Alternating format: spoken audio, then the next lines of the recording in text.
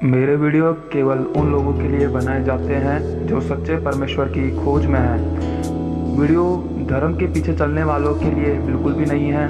फिर भी किसी धर्म की आलोचना करना या उसके अनुयायियों का अपमान करना मेरा उद्देश्य नहीं है। लेकिन सच्चाई एक ऐसी शक्ति है जिसे सुनने से आपको ठेस पहुंच भी सकती है।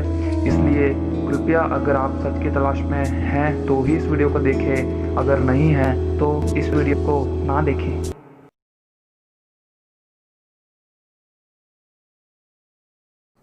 सच्चा परमेश्वर आप सबको शांति दे। कैसे हैं आप सब? परमेश्वर की तरफ बढ़ रहे हैं ना? परमेश्वर को और अच्छे से जानने की कोशिश कर रहे हो? इतिहास के पन्ने पलट रहे हो? समझा अभी तक आपने कुछ भी परमेश्वर के बारे में, या फिर अभी भी आप जहाँ थे वहीं अटके पड़े हैं? क्या आपने एक बार इतिहास में जाके ये देखने की कोशिश की कि सच्चा परमेश्वर कौन है, या फिर अभी भी आपने लोगों की बातें सुनकर अपने कदमों को रोक रखा है? अभी जैसा मैं पिछले 3 वीडियो से बातें कर रहा हूँ आपसे कि ऐसा क्या है जो हमें परमेश्वर के मार्ग पर चलने से रोकता है, उसमें से अभी तक मैंने आपको बताया कि आपका दोष लगाने का जो स्वभाव है, या फिर लोगों का जो आप पे दोष लगाने का स्वभाव है, ये दोनों ही स्वभाव आपको परमेश्वर के मार्ग पे चलने से रोकते हैं और आपके कदम लड़खड़ा जाते हैं। साथ ही साथ में आप लोगों के अंदर जो प्रेम की कमी है, या फिर हो सकता है कि आप प्रेम करना चाहते हैं लेकिन लोगों के इस दोष लगाने वाले स्वभाव के कारण आप उनसे प्रेम नहीं कर पा रहे हैं, और यही कारण है कि आप परमेश्वर से दूर हैं, परमेश्वर के मार्गों में आप भटक गए हैं। देखिए, ये जो 2 बातें मैंने आपको बताई, इन बातों की वजह से आपको और ज़्यादा सोचने की ज़रूरत है कि ये बातें आपके जीवनों में हैं या नहीं हैं। क्योंकि जब कभी भी आप परमेश्वर को जानने की कोशिश करेंगे और उसके मार्गों में चलने की कोशिश करेंगे, तो कहीं ना कहीं यही चीज़ें हैं जो आपके लिए रुकावटें बनेंगी। क्योंकि परमेश्वर के लिए आप जब सीधे आगे की तरफ बढ़ते हैं तो आपको वापस पलट के पीछे की तरफ नहीं देखना है। और इन्हीं मार्गों के जो तीसरी रुकावट है उसके बारे में आज मैं आपसे बात करना चाहूँगा, जिसको मैं आपके सामने ज्ञान के रूप में कहना चाहूँगा कि ज्ञान के न होने की वजह से कई लोग उस मार्ग पर चलने से भटक जाते हैं। जी हाँ, ज्ञान के बारे में हर कोई समझता होगा कि ज्ञान हर किसी की ज़रूरत है। आप चाहे किसी इंसान के बारे में जानना चाहो, या फिर किसी वस्तु के बारे में जानना चाहो, या फिर इस संसार के बारे में जानना चाहो, आपको हर एक चीज़ के लिए ज्ञान की ज़रूरत है। बिना ज्ञान के आप लोग किसी भी वस्तु को, किसी भी संसार को, सांसारिक चीज़ों को, या फिर सौरमंडल को, या किसी इंसान को कभी भी समझ नहीं पाओगे। क्योंकि उसके बारे में जो कुछ लिखी गई बातें हैं, उसके बारे में जो कोई लोगों के द्वारा कही हुई बातें हैं, उन सबको समझना और सुनना बहुत ज़रूरी है कि आपके अंदर उसके प्रति जो भी संदेह है या कोई शक है तो वो दूर हो आपसे। क्योंकि ज्ञान हमें एक ऐसा प्रकाश देता है जो हमारे अंदर से सामने वाले के प्रति हम जैसा सोचते हैं उसके लिए हमने कितना सही सोचा है और कितना गलत सोचा है, उस बारे में हमें सही से मार्गदर्शन करता है। और यही मार्गदर्शन हमें ज्ञान के द्वारा ही होता है। कई लोग इतने ज्ञानी भी होते हैं कि उनको अपने पर ज्ञान का घमंड होता है, और कुछ लोग उसी ज्ञान को लेकर दुखी भी रहते हैं। क्योंकि देखो, ज्ञान घमंड भी पैदा करता है और ज्ञान दुख भी पैदा करता है। ऐसे लोग जिनको बहुत ज़्यादा ज्ञान है तो कुछ लोगों के अंदर दुख इस बात का होता है कि उनको पता है, उनका अनुभव है, उन्होंने अपने लाइफ में जो कुछ देखा है और उससे जो ज्ञान पाया है, उससे उनको पता है कि अगर इंसान इस राह पे जाएगा, इन मार्गों पे चलेगा, तो उसके जीवनों में क्या संकट आ सकते हैं, क्या मुश्किलें आ सकती हैं, और उसका अंत क्या हो सकता है। तो उसको इस बात का दुख होता है कि उसके पास जो ज्ञान है, जब वो लोगों से बांटता है या फिर लोगों से जाके शेयर करता है और लोग उसको ठुकराते हैं, इसलिए उसके अंदर उस ज्ञान को लेकर दुख रहता है कि इससे अच्छा तो ये होता कि उसको ज्ञान ना होता, और ना वो किसी को समझाता और ना लोग उसको ठुकराते। और कुछ लोगों को ज्ञान का इस तरह से घमंड होता है कि उनको ये लगता है कि जितना ज्ञान उनके पास है उतना ज्ञान किसी के पास नहीं है, और वो लोग दूसरों को नीचा दिखाने के लिए अपने ज्ञान को इस्तेमाल करते हैं। तो 2 तरीके के लोग हैं कि एक तो किसी को संभालने के लिए, किसी को वही तकलीफ जो किसी इंसान ने खुद अपने जीवन में भोगी है, खुद ने अपने जीवन में उसको सहन किया है, वो किसी और को ना सहन करना पड़े, इसलिए वो किसी से अपने ज्ञान को बांटता है, और एक इंसान ऐसा है जो दूसरों को नीचा दिखाने की कोशिश में अपने ज्ञान को बांटता है और ये दिखाने की कोशिश करता है कि मुझे तुमसे ज़्यादा ज्ञान है। लेकिन हमारा टॉपिक ये नहीं है, हमारा टॉपिक ये है कि आखिर इंसान को ज्ञान किस तरीके से उसके मार्गों पे रुकावट बनता है। देखिए, ज्ञान परमेश्वर की तरफ बढ़ने का एक ऐसा ज़रिया है कि जितना जितना आप परमेश्वर की तरफ चलोगे, जितना आप अनुभव करोगे, जितने आप सारे धर्मों को पढ़ोगे, समझोगे और उसको सुनोगे और उसके असलियत को जानोगे, वैसे वैसे आप आगे आगे बढ़ते जाओगे।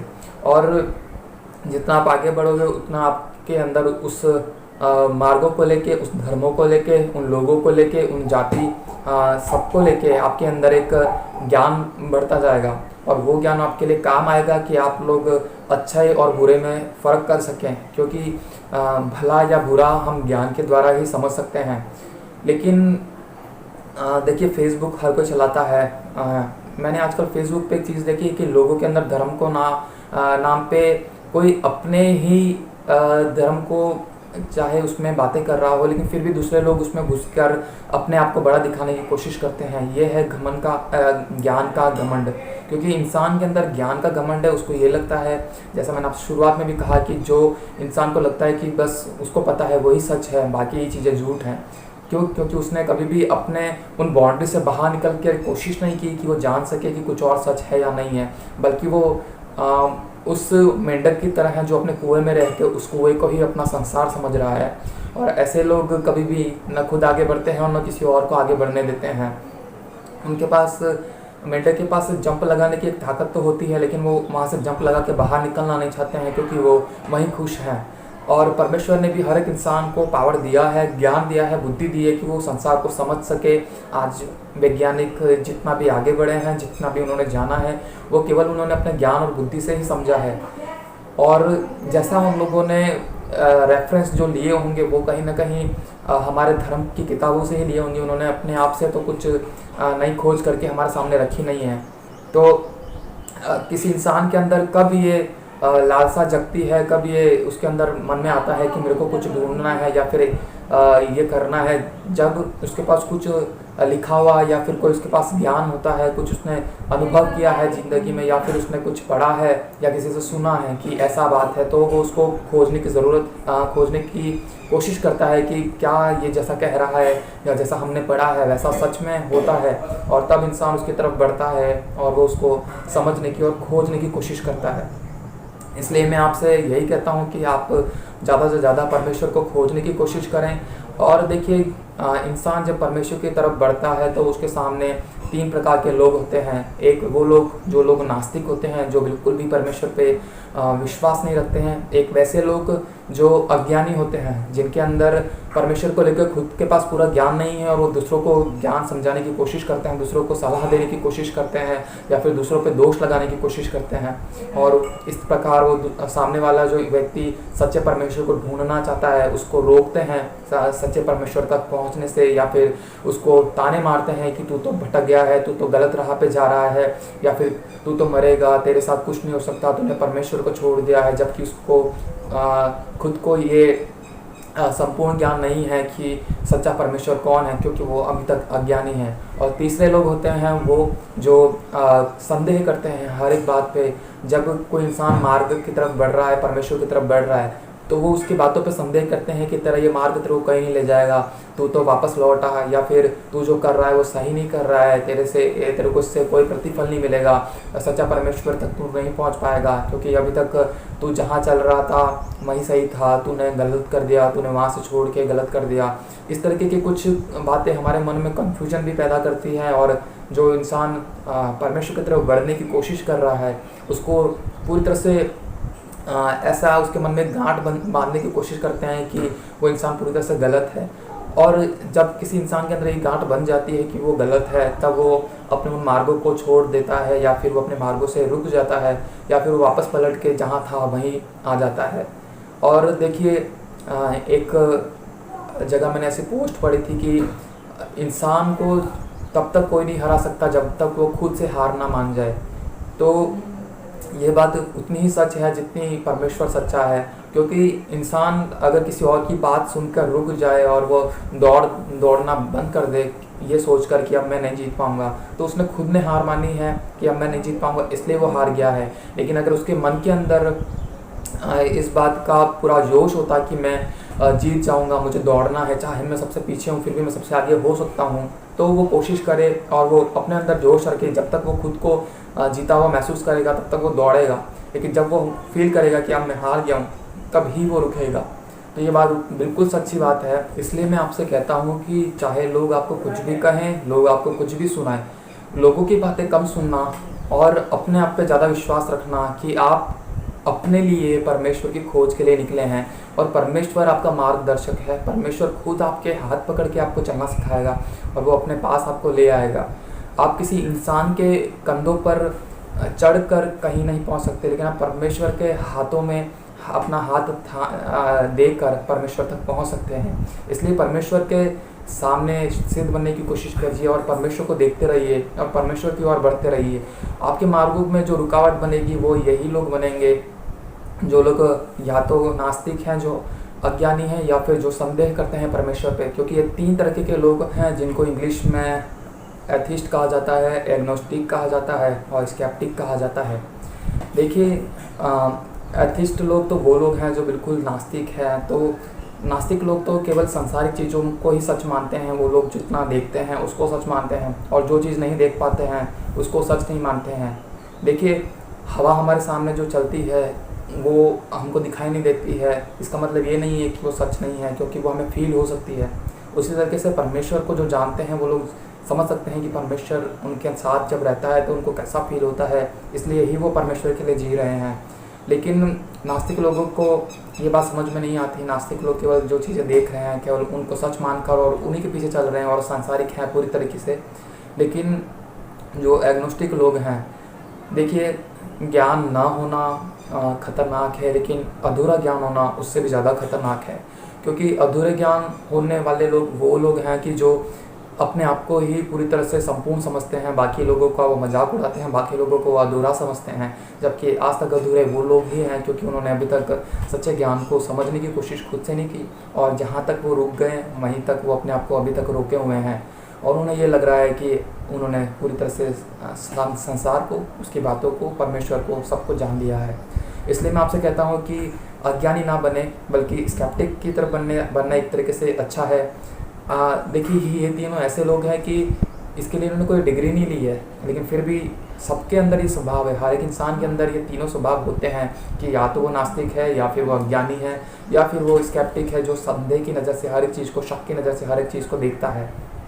इसलिए मैं आपसे कहता हूँ कि शुरू के 2 तो नहीं, लेकिन स्केप्टिक बनना अच्छा है, लेकिन स्केप्टिक्स के लिए पूरी तरह से स्केप्टिक ना बने, बल्कि शक करें, संदेह करें, लेकिन साथ ही साथ जब जवाब मिले तो उसको समझने की कोशिश भी करें कि जितना आपने जाना है वो कितना सच है। क्योंकि जितना ज़्यादा आप उस पर शक करेंगे, जितना ज़्यादा आप उस पर सवाल उठाएंगे, जितना ज़्यादा आप उसको संदेह की नज़र से देखेंगे, आप उतने ही ज़्यादा जवाबों को पाएंगे। और जैसा मैंने आपसे कहा कि जितना ज़्यादा आप परमेश्वर की तरफ बढ़ेंगे, उससे सवाल करेंगे और सवालों के जवाब को पाएंगे, आपको बहुत ज़्यादा खुशी होगी।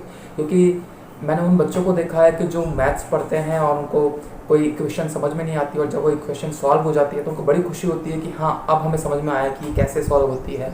तो क्यों उनको इस बात की खुशी होती है? क्योंकि उन्होंने अब जवाब को पाया है, उनको समझ में आया कि किस तरह से ये इतनी मुश्किल इक्वेशन भी हम सॉल्व कर सकते हैं। इसी तरह प्रकार आप जितना परमेश्वर की तरफ बढ़ेंगे, परमेश्वर को जानेंगे और उसके सवालों को जानेंगे, आपको उस सवालों के जवाब के बाद में बहुत शांति फील होगी, बहुत आनंद फील होगा कि अब आपने सच्चे परमेश्वर को जाना है।